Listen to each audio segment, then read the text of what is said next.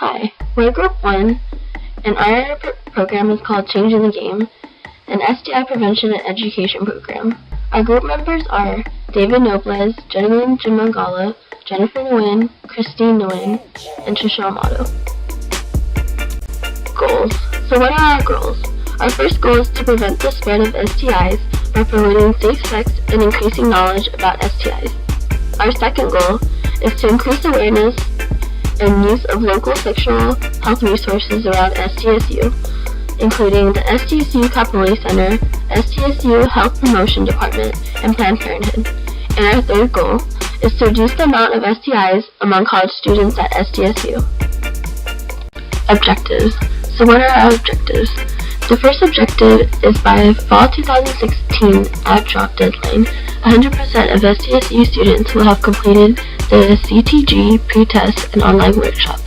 Our second objective is, upon completion of the CTG online workshop, at least 75% of students will pick up their goodie bags. Our third objective, at the end of the fall 2016 semester, 80% of students will score at least an 80% on the knowledge portion of the post-test. Our conceptual model. Individual perceptions. Perceived susceptibility to STIs. 1 in 4 college students have an STI. SDSU students. Perceived severity. Those who have had sex, those who don't use protection, and how often one has sex. The modifying factors include demographic variables, age, race, ethnicity. Socio-psychological variables would be your personality, financial status, whether you're in an organization, a fraternity or sorority like, peer pressure. Structural variables, knowledge about STIs, if you had or know someone that has an STI before. Perceived threat of STIs. SDSU students are at risk of contracting an STI. Risk gets higher when more high-risk factors are involved. Our cues to action include CTG workshop, scenarios, educational material, pamphlets, access to local resources, and reminders. Your goodie bag would include condoms, lube, and other materials. Likelihood of action.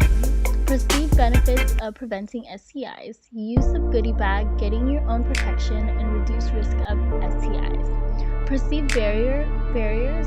Time to pick up your goodie bag, comfort, pleasure, accessibility to sexual health resources. Likelihood of preventing STIs. The likelihood will increase if the program is successful in educating students about the effects of STIs and the local sexual health resources that are available around SDSU. Our main outcome is an increased knowledge about STIs and how to prevent them. How can we measure the outcomes? Information will be collected before and after the program using pre- and post-tests. Pre-post evaluation tests. The pre- and post-tests will be very similar, if not exact, in order to make clear comparisons. If the program is successful, students will score better on the post-evaluation test. These tests will be administered through Google Forms. Bonus. Main outcome, increased knowledge and awareness about STIs and how to prevent them. We will look at the results from the knowledge portion of the post-test to determine whether or not at least 80% of students scored at least 80% by their second try. The data is nominal. The result will be either pass, 80% or higher, or fail, lower than 80%. Research design. Our research design is non-experimental.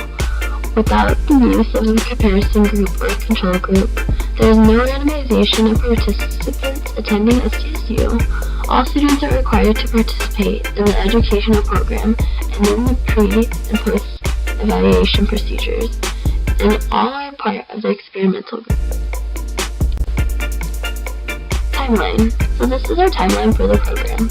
During summer 2016, we must send out the pre-test, and they must be completed by fall 2016 add-in drop deadline.